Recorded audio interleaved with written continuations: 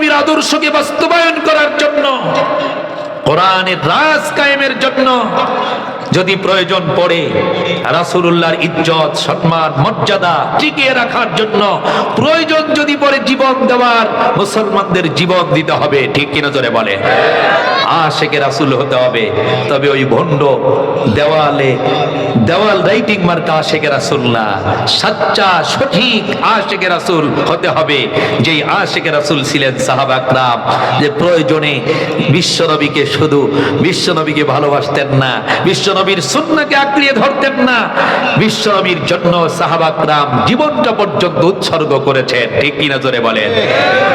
বিশ্বনবীর শাফায়াত সুপারিশ ছাড়া কাল কিয়ামতের ময়দানে আমরা কেউ জান্নাতে যেতে পারবো? তাহলে দুনিয়াতে যতদিন বেঁচে থাকবো রাসূলের আদর্শ, রাসূলের সুন্নাহ মানার দরকার আছে না নাই? সুন্নাত মানবো না ছাড়বো?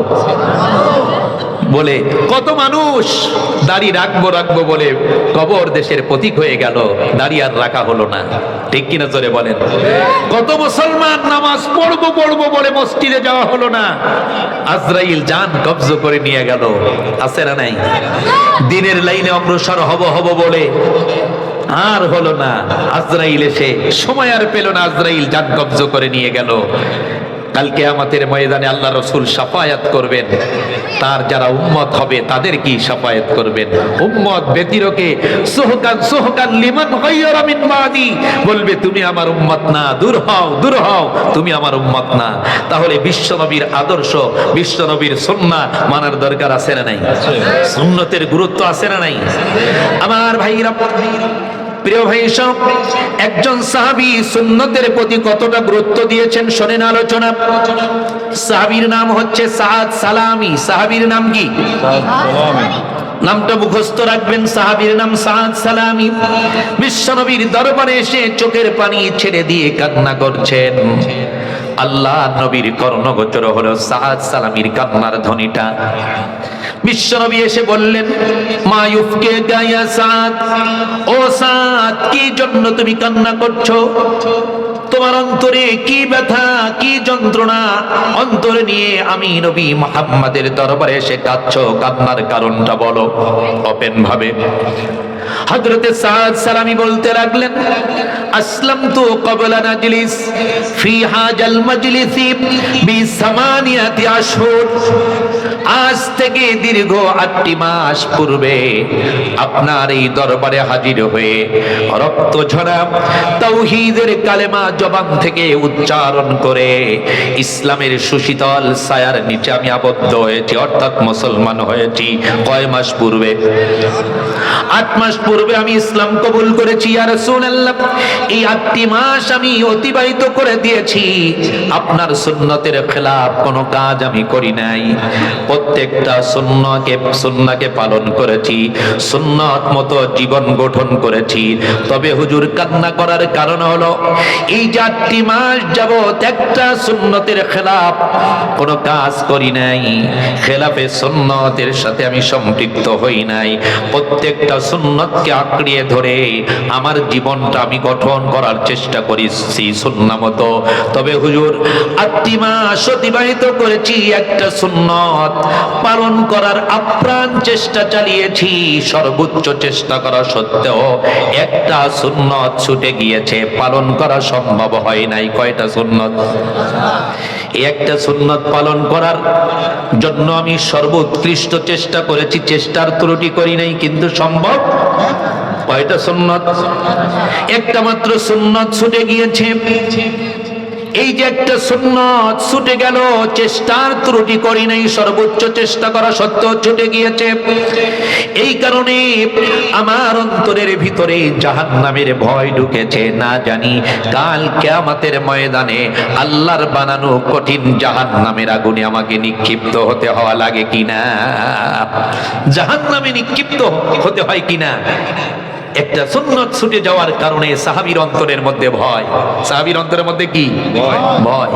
আর আমরা কত সুন্নত ছেড়ে দেই, বলে হুজুর সুন্নত তো দূরের কথা, ফজরের আজান হয় নামাজে যাই না।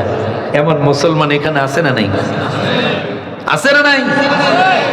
পাঁচ ওয়াক্ত মুয়াজ্জিনের কণ্ঠ থেকে আল্লাহ পাক ডাকে আপনাকে আমাকে। কয় ওয়াক্ত? এই ডাকার হাইয়া আলাস সালাত,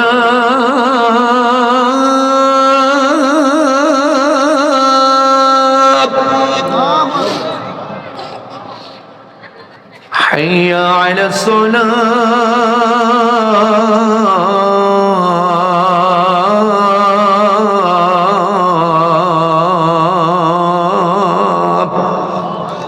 আল্লাহ পাক মুয়াজ্জিনের কণ্ঠ থেকে ডাকে, আসো নামাজের জন্য। কিসের জন্য? নামাজের জন্য। নামাজে যাওয়াটা ফরজ না অন্য কিছু? ফরজ। বলে হুজুর সুন্নত তো দূরের কথা, ফরজ যদি পালন করি না, আছে না নাই? একজন সাহাবী মাত্র একটা সুন্নত ছুটে যাওয়ার কারণে জাহান্নামের ভয় ঢুকেছে। আর আমরা কত সুন্নত ছেড়ে দিলাম, ফরজ পর্যন্ত আদায় করি না। ঠিক কিনা জোরে বলেন? সাহাবীর অন্তরের ভিতরে জাহান্নামের ভয় ঢুকেছে। আল্লাহ নবী জিজ্ঞেস করলেন, ও সাহাবী, এমন কোন সুন্নত পালনের জন্য চেষ্টার ত্রুটি করো নাই, তথাপি পালন করতে পারো নাই, সুন্নতটা কি বলো?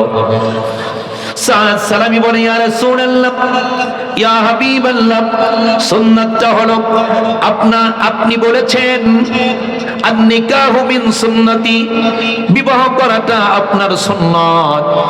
আমি সাদ বিবাহের এই সুন্নাত পালনের জন্য মদিনার এক প্রান্ত থেকে আর এক প্রান্তে গিয়েছি, অন্য প্রান্ত থেকে ভিন্ন প্রান্তে গিয়েছি, কতজনার কাছে প্রস্তাব দিয়েছি, কিন্তু আমার চেহারাটা কালো, চেহারার মধ্যে বসন্তের দাগ, নাকটাও আমার বাঁকা, অর্থনৈতিক অবস্থা মোটেই ভালো নয়। এই কারণগুলো জানার পরে আমার কাছে কারো আদরের দুলালি, আদরের কন্যাকে পাত্রস্থ করতে চায় না। আমার প্রস্তাবকে ডিনাই করে দেয়, না করে দেয়, দূর দূর করে তাড়িয়ে দেয়।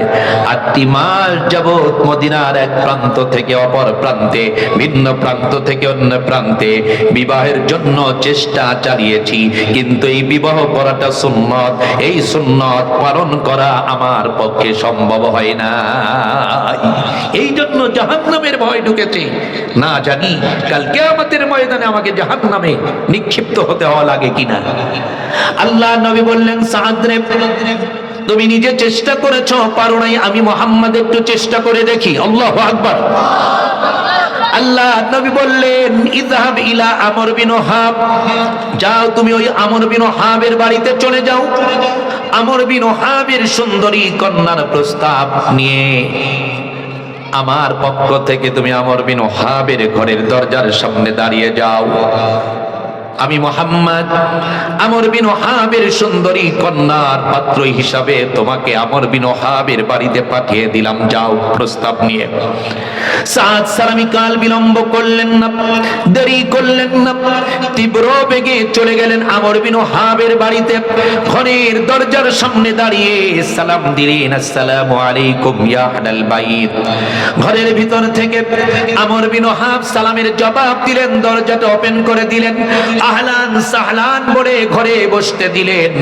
জিজ্ঞেস করলেন, কোথা থেকে, কি উদ্দেশ্যে এসেছো?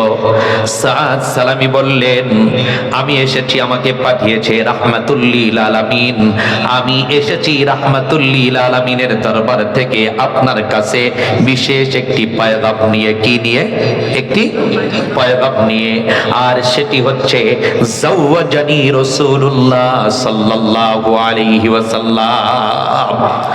আল্লাহর নবী, বিশ্ব নবী জনাবে মুহাম্মদুর রাসূলুল্লাহ সাল্লাল্লাহু আলাইহি ওয়াসাল্লাম আপনার আদরের দুলালি, আপনার একমাত্র আদরের কন্যার পাত্র হিসাবে আমি সাদ সালামিকে আপনার বাড়িতে পাঠিয়ে দিয়েছে। আমি এসেছি আপনার আদরের কন্যাকে বিবাহের প্রস্তাব নিয়ে আপনার নিকটে আমি উপস্থিত হয়েছি। রাহমাতুল লিল আলামিন আমাকে পাঠিয়েছেন। আমর বিন ওহাব ভাবতে লাগলেন, যার কাছে আমার একমাত্র আদরের কন্যাকে পাত্রস্থ করব তার চেহারাটা একটু দেখে নেই। অপলক দৃষ্টিতে, পলকহীন দৃষ্টিতে সাদ সালামীর চেহারার দিকে তাকিয়ে আছে, চেয়ে আছে। দেখলেন চেহারাটা বড় কালো। শুধু কালো নয়, চেহারার মধ্যে বসন্তের দাগ।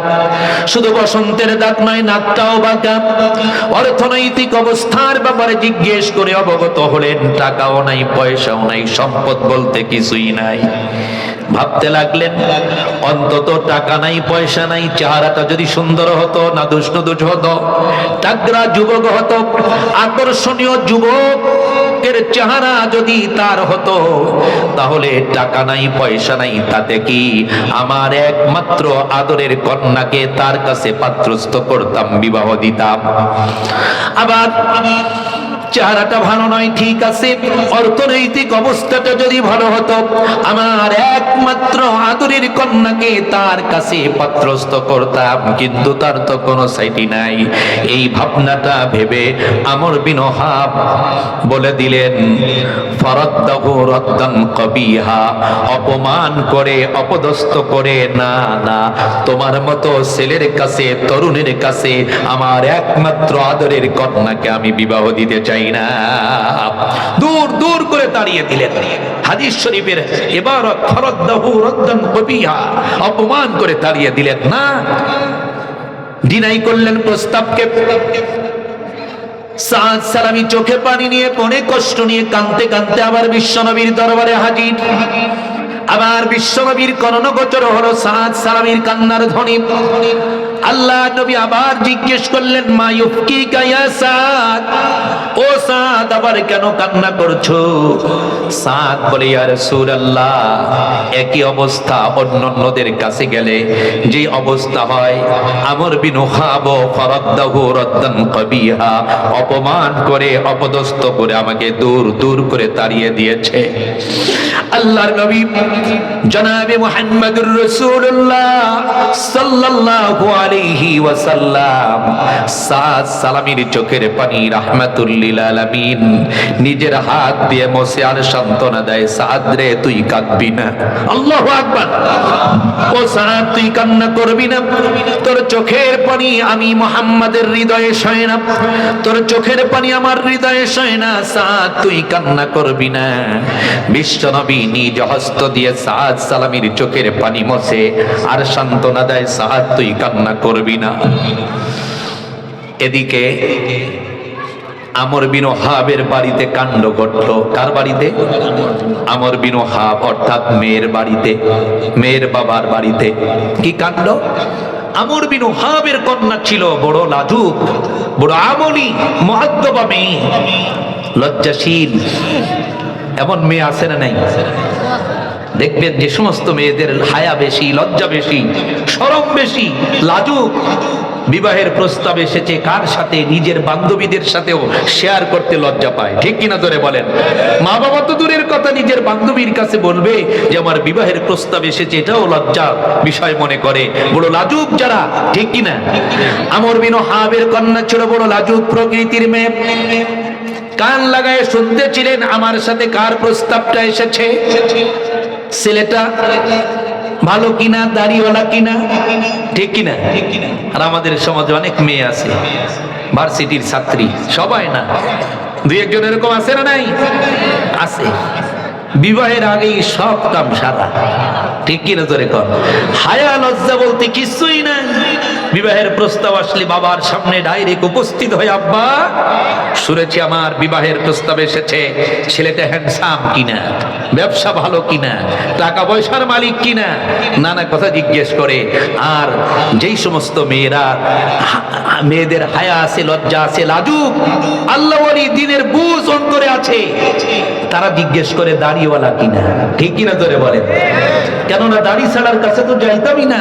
দাড়িওয়ালা কিনা, নামাজি কিনা, ইসলামী কোন আন্দোলনের সাথে সম্পৃক্ত আছে কিনা, ইসলাম সম্পর্কে নলেজ আছে কিনা, কোরআন তেলাওয়াত জানে কিনা, নামাজ পড়ে কিনা। ঠিক কিনা জোরে বলেন? আমর বিন ওহাবের কন্যা ছিল বড় লাজুক প্রকৃতির কন্যা। সাদ সালামীর বিবাহের প্রস্তাবটা শুনেছেন কান লাগাইয়া। সাদ সালামীর প্রস্তাব শোনার পরে এটাও অবগত হলেন আব্বাজান অপমান করে তাড়িয়ে দিয়েছেন। বাবার সামনে দাঁড়িয়ে লজ্জা শরম ফেলে বাবার সামনে উপস্থিত হলেন, চোখে পানি, মনে কষ্ট। বাবার সামনে উপস্থিত হয়ে মেয়ে কেঁদে কেঁদে বললেন, ইয়া আবাতা, ও গো আমার আব্বা, ইয়া আবাতা আন্নাজা আন্নাজা, আল্লাহু আকবার। ও গো আমার আব্বা, ও গো আমার পিতা, আপনার ঘরের ভিতরে আল্লাহ রাব্বুল আলামিন জান্নাত পাঠিয়ে দিয়েছেন, আর আপনি এই জান্নাতের পরিবর্তে আপনি কি ক্রয় করতে চান? কি চান? জান জান, টাকা পয়সা দিয়ে কি হবে? চেহারা দিয়ে কি হবে? রাহমাতুল লিল আলামিনের পছন্দের পাত্রের কাছে আপনার আদরের কন্যাকে বিবাহ দিবেন, এটাই তো গর্বের বিষয়। আল্লাহু আকবার। আব্বা জান, টাকা দিয়ে কি হবে? হতে পারে তার চেহারাটা কালো, চেহারার মধ্যে বসন্তের দাগ, টাকা নাই, পয়সা নাই, তাতে কি? দুনিয়া তো চিরস্থায়ী নয়। রাহমাতুল লিল আলামিনের পছন্দের পাত্রের সাথে বিবাহ বন্ধনে আবদ্ধ হয়ে তার খেদমত করব, সেবা করব, আমি তার স্ত্রী হিসেবে তার সেবা করব, এটাই তো আমার জন্য গর্বের বিষয়। আল্লাহু আকবার। আর আপনার জন্য গর্বের বিষয়, রাহমাতুল লিল আলামিনের পাঠানো পছন্দের পাত্রের হাতে আপনি আমাকে বিবাহ দিয়ে দিলেন, এর চাইতে খুশির বিষয় আর কি হতে পারে? আব্বা জান, এই দুনিয়া তো ক্ষণস্থায়ী, চিরস্থায়ী নয়। জান জান, আপনি বড় ভুল করে ফেলেছেন। জান, রাহমাতুল লিল আলামিনের কাছে আমার বিবাহের প্রস্তাব নিয়ে যান, বিশ্বনবীর পছন্দের পাত্রের কাছে আমাকে বিবাহ দিয়ে দেন। বাবা ভাবতে লাগলেন, আমার মেয়েটা তো বুদ্ধিমাত্রার মেয়ে, আসলে তো আমি ভুল করে ফেলেছি। কাল বিলম্ব করলেন না, দেরি করলেন না, তীব্র বেগে ছুটে গেলেন বিশ্বনবীর কাছে। বিশ্বনবীর দরবারে ছুটে গিয়ে বললেন, ইয়া রাসূলুল্লাহ, আমার কন্যাও আপনার পাঠানো, আপনার পছন্দের ওই সাদ সালামীর কাছে বিবাহ বসতে রাজি। আমি তার পিতা হয়ে আমার একমাত্র কন্যাকে আমিও বিবাহ দিতে রাজি। সুবহানাল্লাহ, কালকে কইেন আমিও রাজি, আমার কন্যাও রাজি। নবী করিম সাল্লাল্লাহু আলাইহি ওয়াসাল্লামের কলিজাটা ভরে গেল খুশির চোটে। আল্লাহু আকবার। আনন্দ চিত্তে খুশি মনে সাদকে ডাক দিলেন, সাদ, তোমার জন্য বড় খুশখবরি, আনন্দের খবর। সাদ লাব্বাইক ইয়া রাসূলুল্লাহ বলে সামনে উপস্থিত। আল্লাহ নবী সাদকে লক্ষ্য করে বললেন, সাদ, ওনাকে চিনছো কিনা? বলে চিনেছি। বলে ওনার আদরের কন্যাও বিবাহ বসতে তোমার সাথে রাজি, উনিও দিতে রাজি। সুবহানাল্লাহ। যাও যাও সাদ রে, বিবাহের জন্য প্রস্তুতি গ্রহণ করো, তৈরি হও, নিজেকে প্রস্তুতি গ্রহণ করো, নিজে প্রস্তুতি গ্রহণ করো, তৈরি হও। আমি নবী মুহাম্মদ তোমার এই বিবাহে 400 দিরহাম মহারানা সাব্যস্ত করলাম। কয় শত দিরহাম? 400 দিরহাম। তৎকালীন জামানায় বিশাল ব্যাপার, অনেক টাকা, ঠিক কিনা? আজ থেকে 1450-1500 বছর পূর্বের কথা। 400 দিরহাম অনেক টাকা না? অনেক টাকা। সাদ সালামী আবার কান্না করতে লাগলেন। সাদ সালামী বলে, ইয়া রাসূলুল্লাহ, এত টাকা আমি কোথায় পাবো? এত টাকাও সংগ্রহ করতে পারবো না, আর কপালে বিবাহ জুটবে না। আল্লাহ নবী বললেন, সাদ রে, টেনশন করিও না, আমি মুহাম্মদ তোমার এই মহানানার টাকার ব্যবস্থা করে দিচ্ছি। আর আস্তে কোন সুবহানাল্লাহ। আমি মুহাম্মদ ব্যবস্থা করে দিচ্ছি। আল্লাহ নবী বললেন, ইযহাব ইলা ওমর, তুমি যাও ওমরের বাড়িতে চলে যাও, ওমরকে আমার পক্ষ থেকে সালাম দিবা, তোমার বিবাহের খোঁজখবরই শোনাবা, তার কাছ থেকে আমার কথা বলে 200 দিরহাম নিয়ে আসবা। সুবহানাল্লাহ। হযরতে সাদ সালামী বিলম্ব করলেন না, তীব্র বেগে ছুটে গেলেন হযরত ওমরের বাড়িতে। ঘরের দরজার সামনে দাঁড়িয়ে ওমরকে সালাম দিলেন, আসসালামু আলাইকুম ইয়া আহলাল বাইত। ঘরের ভিতর থেকে হযরত ওমর সালামের জবাব দিলেন, দরজাটা ওপেন করে দিলেন, দেখলেন হযরতে সাদ সালামী দরজার সামনে সামনে দাঁড়ানো খুশি খুশি লাগে, আনন্দ আনন্দ মনে হয়। জিজ্ঞেস করলেন, কিরে সাদ, বড় খুশি খুশি আনন্দ আনন্দ মনে হয়? সাদ সালামি বলে, হ্যাঁ, খুশির খবরটা তোমাকে জানানোর জন্য এসেছি। বিবাহ করব আমর বিন ওহাবের সুন্দরী কন্যাকে, রাহমাতুল্লিল আলামিন 400 দিরহাম মহারানা সাব্যস্ত করেছেন, তোমাকে 200 দিরহাম দিতে বলেছেন। সুবহানাল্লাহ। আমার ভাইরা, প্রিয় ভাই সব, হাদিস শরীফ সাক্ষী, হযরত ওমর ফাতাহু ওয়া যাদাহু, 200 দিরহাম তো দিলেন, ওয়া যাদাহু, এর উপরে আরো কিছু টাকা সাদ সালামিরে দিয়ে দিলেন। সুবহানাল্লাহ। পরশুদিন কইয়েন 200 দিরহামের উপরে আরো কিছু দিয়ে দিলেন। বললেন, আল্লাহ নবী বলেছেন 200 দিরহাম দিতে, এটা তো বিশ্ব নবীর অর্ডার। আমার নিজের থেকেও এক্সট্রা কিছু টাকা তোমাকে দিলাম, এটা দিয়ে তোমার বিবির জন্য কিছু বিবাহের সরঞ্জাম ক্রয় করবা, যেটা দেখে তোমার বিবি পছন্দ করে। নাও নাও, এই টাকাটাও তুমি হাতে রেখে দাও। জোরে জোরে কোন সুবহানাল্লাহ। এই টাকাটা নিয়ে চলে এসেছেন বিশ্ব নবীর কাছে। এসে বললেন, ইয়া রাসূলুল্লাহ, ইয়া হাবিবাল্লাহ, বর্তমানে আমি সাদ সালামির হাতে 200 দিরহাম মওজুদ, উপরে আরো এক্সট্রা কিছু আছে। আল্লাহ নবী বললেন, ইযহাব ইলা আলী, আলীর বাড়িতে চলে যাও, আমার কথা বলে তার কাছ থেকেও 200 দিরহাম নিয়ে আসো। সুবহানাল্লাহ বলেন। হযরতে সাদ সালামি কাল বিলম্ব না করে তীব্র বেগে চলে গেলেন আলীর ঘরের দরজার সামনে, দাঁড়িয়ে সালাম দিলেন। হযরতে আলী দরজাটা ওপেন করে দিলেন, সালামের জবাব দিলেন। একই কথা, সাদরে বড় খুশি খুশি লাগে, আনন্দ আনন্দ লাগে। বলে, হ্যাঁ, বিবাহ করব, বিবাহের পয়গাম নিয়ে তোমার কাছে এসেছি। আল্লাহর নবী আমার বিবাহে 400 দিরহাম মহারানা সাব্যস্ত করেছেন, তোমাকে 200 দিরহাম দিতে বলেছেন। হাদিস শরীফ সাক্ষী, কষ্টে থাকা হযরত আলী ফাতাহু ওয়া যাদাহু, 200 দিরহাম তো দিলেন, আরো উপরে এক্সট্রা কিছু হাদিয়া দিলেন। দোস্ত, এটা তোমার কাছে রেখে দাও, তোমার বিবির জন্য চোখ ধাঁধালো কিছু জিনিস তুমি ক্রয় করে নিয়ে। জোরে কোন সুবহানাল্লাহ। ফাতাহু ওয়া যাদাহু, 200 দিরহামের উপরে আরো কিছু দিয়ে দিলেন। তাহলে এটা বোঝা যায় যে বিবাহ করার সময় কোন দোস্ত যদি একটু আর্থিক অসচ্ছলতা থাকে, আপনি অফার দিবেন, দোস্ত আমার টাকা পয়সা আছে, টেনশন নাই, তুই বিবাহ ঠিক কর, আমি 20,000 টাকা তোরে দিব, আমি 50,000 তোর বিবাহে খরচ করব। এটা ফেরত দেওয়া লাগবে না। হযরত আলীর সুন্নাত, হযরত ওমরের সুন্নাত, ঠিক কিনা জোরে কর। বরং আমরা পরামর্শ দেই, দোস্ত রে, আমি ব্যবসা শিখছি, তুই তো লেখাপড়া শিখেছিস, তোর যেই ডিগ্রি, ওরে বাবা, তোর বাবার অনেক টাকা পয়সা খরচ করে তুই অনেক বড় ডিগ্রি অর্জন করেছিস, ডক্টরেট, FCPS, MBBS হয়েছিস। বিবাহ করার সময় কিন্তু ওরকম সব কিছু আনবি, কোটি কোটি টাকা শ্বশুরের কাছ থেকে খোয়াইতে হবে, ঠিক কিনা? যৌতুক যা কিছু আছে আনবি, বরং উল্টা গুনাহ করার পরামর্শ দেয়, ঠিক কিনা জোরে বলেন। হযরত ওমর, হযরতে আলী সাদ সালামিকে উপরে কিছু দিয়ে দিলেন। অতএব আপনার আমার উচিত, টাকা পয়সা যদি থাকে, দোস্ত বিবাহ করতে পারছে না, অর্থনৈতিক সংকটে আছে, দোস্ত বিবাহ কর, বিবাহের ফুল খরচ আমি দিব। হযরতে আলীর সুন্নাত হবে, হযরতে ওমরের সুন্নাত হবে, ঠিক কিনা জোরে বলেন। কেননা আমরা পরামর্শ দেই যৌতুক খা, আর সন্তানের মানি ছেলের বাবাও আশা নিয়ে থাকে যে বিবাহ করাইয়া আমি আমার ঘর ডুপ্লেক্স বাড়ি করেছি, বিআই বাড়ি থেকে এই ডুপ্লেক্স বাড়ির সব ফার্নিচার আনবো। আছে না নাই? যৌতুক খাওয়া কি হারাম আপনাদের এলাকায়, নাকি আপনাদের এলাকায় জায়েজ আছে? এটা মনে হয় সারা ওয়ার্ল্ডের মধ্যে হারাম, ঠিক কিনা জোরে বলেন। কেননা এটা রাসূলুল্লাহ এবং আল্লাহর কোরআনের কথা, ঠিক কিনা জোরে কর। আপনাদের কাছে আমি প্রশ্ন করি, বলেন তো, শুয়ারের গোশত খাওয়া হালাল না হারাম? শুয়ারের গোশত খাওয়া যদি হারাম হয়, শুয়ারের গু খাওয়া ডাবল হারাম।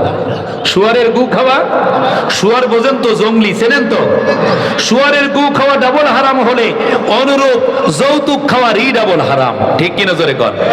যারা ঠিক না বলছেন তাদের মনে অভ্যাস আছে, বা ছেলে বড় হচ্ছে, বা চিন্তা ভাবনা এরকম আছে, এই জন্য ডাইনে ভাবে তাকান। যারা কারা ঠিক না বলে আবার কোন ঠিক কিনা, এবার ঠিক আছে। বিবাহ করার সময় কোনো যৌতুক টুকতুক চলবে না। চলবে নাকি? চলবে না। বরং সুন্দর একটা দিনদার একটা মেয়ে চাবেন যে আমার পুত্রবধূ হিসাবে আমি একটা মেয়ে আনবো, দিনের বুঝ যেন তার থাকে, আমার সন্তানের সাথে সে বিবাহ বন্ধনে আবদ্ধ হবে, আমার ঘরটা সুন্দর হয়ে যাবে। ঠিক কি নজরে কর? আজকে ঘরে ঘরে অশান্তি, তার কারণ কি? সূচনা লগ্নেই, বিবাহের প্রাম্বেই, বিবাহের আগেই না যায় স্পর্ধায় কথাবার্তা চলে। ঠিক কি নজরে কর? কি দিবে সৈন্য, এই যে কি দিবে সৈন্য, মোটামুটি বিবাহ শেষ হওয়ার পরে পুত্রবধূও মনে মনে কয় তোর মতো শ্বশুরের খেদমত আমি করব, গরম পানি মনে হয় ছাড়া পড়া গরম পানি দিয়ে তোর মাথায় ঢালতে পারতাম, কেননা আমার গরিব পিতার কাছ থেকে তুই 2 লক্ষ টাকা আনছস। মনে মনে কয়, এটা বাস্তব বলতে পারে না। ঠিক কিনা জোরে কর? এজন্য যদি কয় বৌমা আমাকে একটু গরম পানি করে দিও, ও মনে মনে কয় আল্লাহ রে, যদি ঠাড়া পড়া গরম পানি দিয়ে ওরে গোসল করাই দিতে পারতাম তাহলে মনে হয় মনটা শান্তিতে পাইতো, মনে শান্তি পাইতো। ঠিক কিনা তোরে কোন? এজন্য শ্বশুর শাশুড়ির খেদমত করে না, সংসারটা বেশি দিন টেকে না, 6 মাস 1 বছর নয় যেতে ডিভোর্স হয়ে যায়। তার কারণ সূচনাই এই বিবাহের কাজটাই, প্রারম্ভটাই হয়েছে নাজায়েজ পন্থায়, রাসূলের তরিকা পরিপন্থী। ঠিক কিনা জোরে বলেন? আমার ভাইরা, প্রিয় ভাই সব, আমি বলতেছিলাম সাদ সালামীকে হযরত আলী 200 দিরহাম দিলেন, ওয়াজাদাহু, উফরে আরো কিছু দিয়ে দিলেন। এই টাকাটা নিয়ে বিশ্বনবীর দরবারে এসে হাজির। হযরতে সাদ সালামী বললেন, ইয়া রাসূলুল্লাহ, ইয়া হাবিবাল্লাহ, বর্তমানে আমার হস্তে নগদ 400 দিরহাম, উফরে আরো কিছু আছে। আল্লাহ নবী বললেন, ইযহাব ইলা সুক ওয়াশতারা কুররাতা আয়ুন, বাজারে চলে যাও, বিবাহের বাজার করে নিয়ে আসো। বিবাহের কি করে নিয়ে আসো? আমাদের ছেলেরা যখন বিবাহ করে, বিবাহের বাজার করে কি করে না? হযরতে সাদ সালামী টাকাটা নিয়ে চলে গেলেন বাজারে। কাকে বলে? আশিকে রাসূল। শোনেন আলোচনা। বাজারে প্রবেশ করেছে, সবে মাত্র এখনো একটা পণ্য ক্রয় করে নাই। এমন অবস্থা আমাদেরও হয় কি হয় না? আপনি ঢাকায় থাকেন, 1 মাস পরে এসেছেন, আপনার বিবি বাজারের একটা লিস্ট আপনার হাতে তুলে দিল, প্রায় 70 আইটেম। কয় আইটেম? 70 আইটেম। আপনি জামালপুর বাজারে গেলেন, আশপাশে কোন বাজার আছে? জামালপুর বাজারে চলে গেলেন। বাজারের অভ্যন্তরে প্রবেশ করে আপনি লিস্টের দিকে তাকান, কোন বাজারটা আগে করব, সূচনাটা প্রারম্ভটা কোথা থেকে করব? ঠিক কিনা? হযরতে সাদ সালামী বাজারে চলে গেলেন ঠিকই, এখনো একটা পণ্য ক্রয় করেন নাই। বাজারের ভিতরে প্রবেশ করে আছে, কোন জিনিসটা থেকে আমি কেনাকাটা আরম্ভ করব ভাবতে লাগলেন। এই ভাবতে ভাবতে হঠাৎ করে একটা ধ্বনি তার কর্ণগোচর হলো, আর সেই ধ্বনিটা হলো হযরতে বেলালের কণ্ঠ থেকে। জোরে কোন? কার কণ্ঠ থেকে? বেলালের কণ্ঠ থেকে। এটা কোনো আজানের ধ্বনি না, এটা হচ্ছে এমন একটা ধ্বনি, হযরতে বেলাল ডাক দিলেন, আন-নাফীর, আন-নাফীর। এটা হলো জিহাদের ডাক। জোরে বলতে হবে মুসলমান, কিসের ডাক? ইসলাম কায়েমের জন্য যদি জিহাদের ডাক আসে, কোন কোন মুসলমান সেই জিহাদে শামিল হতে রাজি আছেন? নারায়ে তাকবীর বলে বলেন। হাত নামান। আন-নাফীর জিহাদের ডাক যখন কর্ণগোচর হলো সাদ সালামীর, থমকে দাঁড়ালেন, কিংকর্তব্য বিমূঢ় হলেন। আমি কি জিহাদের ময়দানে যাব নাকি বিবাহ করে স্ত্রীর আলিঙ্গনে যাব? ভাবতে লাগলেন। আর এটাও ভাবতে লাগলেন, নিশ্চয় ওই জিহাদের ময়দানে বিশ্বনবী ছুটে যাবেন। বিশ্বনবী জিহাদের ময়দানে গিয়ে কাফেরদের সাথে লড়বেন।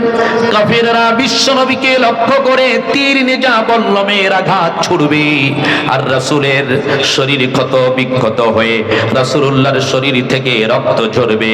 আর আমি ঠিক ওই টাইমে সুন্দরী স্ত্রীর আলিঙ্গনে থাকবো, পুষ্প কাননে মায়ার বন্ধনে স্ত্রীর আলিঙ্গনে থাকবো। তাহলে আমি কেমন আশিকে রাসূল হইলাম? এই ভাবনাটা ভাবতেছেন। আবার এটাও ভাবেন, আল্লাহর নবী তো আমাকে পাঠিয়েছেন, এখন আমার ইচ্ছা বিবাহ করব কি করব না।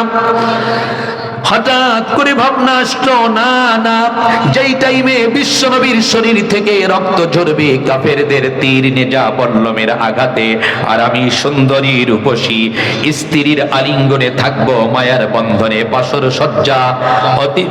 বাসর সজ্জায় থাকবো না, এটা হতে পারে না রে মালিক। ফারাফা রাসাহু ইলাস সামাই, আল্লাহু আকবার বলেন।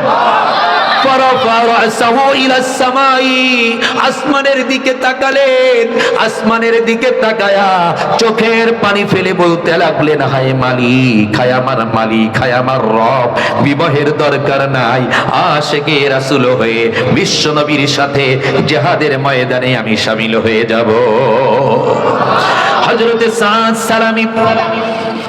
সালামি বিবাহের বাজার না করে ওই টাকা দিয়ে একটা তেজ রপ্তার ঘোড়া ক্রয় করলেন, যুদ্ধের পোশাক ক্রয় করলেন, তীর নেজা বল্লম ক্রয় করে যুদ্ধের সাজে সুসজ্জিত হয়ে যুদ্ধের পোশাক পরিধান করে আশিকে রাসূল হয়ে রাসূলুল্লাহর প্রেম অন্তরে নিয়ে আল্লাহর নবীর প্রতি প্রেম ভালোবাসা নিয়ে বিশ্ব নবীর সঙ্গী হয়ে জিহাদের ময়দানে ছুটে গেলেন। আল্লাহু আকবার। জিহাদের ময়দানে ছুটে গিয়ে সিংহ শার্দুলের মতো বীর বিক্রমের মতো যুদ্ধ করতেছে, অসংখ্য কাফেরদেরকে কচুকাটা করে জাহান্নামে পাঠিয়ে দিলেন। এক পর্যায়ে কাফেরদের আঘাতে আক্রান্ত হয়ে হযরতে সাদ সালামি ঘোড়ার পৃষ্ঠ থেকে পড়ে গেলেন। কাফেররা আঘাত করলো ডান হাতটা শরীর থেকে বিচ্ছিন্ন হয়ে গেল, বাম হাতে আঘাত করলো, বাম হাতটা আলাদা হয়ে গেল, পায়ে আঘাত করে পা আলাদা করে ফেললো, দুটি পা আলাদা, হস্তদ্বয় আলাদা হয়ে গেল।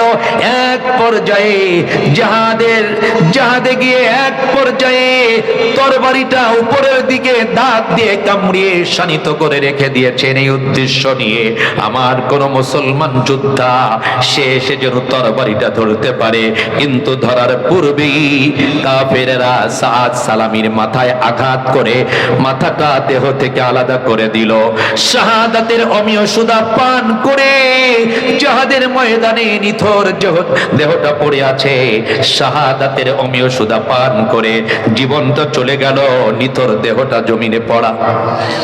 যুদ্ধ যখন শেষ হয়ে গেল, যুদ্ধ যখন সমাপ্ত হয়ে গেল, আল্লাহর নবী সাহাবাদেরকে লক্ষ্য করে বললেন, ও আমার কলিজার টুকরা সাহাবারা, যারা শহীদ হয়েছে শহীদদের লাশগুলোকে এক জায়গায় জমা করো। আমি নবী মুহাম্মদ বিনা গোসলে বিনা কাফনে ওই রক্তমাখা পোশাক অবস্থায় আমি জানাজার নামাজটা পড়াইয়া দিব, তোমরা কবরস্থ করবা। শহীদদেরকে বিনা গোসলে বিনা কাফনে ওই রক্তমাখা পোশাক অবস্থায় শুধু জানাজাটা পড়াইয়া কবরস্থ করা হয়। এর অর্থ আছে না নাই? এর অর্থ হলো কিয়ামতের ময়দানে শহীদদের কাছ থেকে কোনো হিসাব নেওয়া হবে না, বিচার নেওয়া হবে না। তার কারণ কাল কিয়ামতের ময়দানে ওই রক্তমাখা পোশাক নিয়ে শহীদরা আল্লাহর দরবারে হাজিরা দেওয়ার জন্য দাঁড়িয়ে যাবে।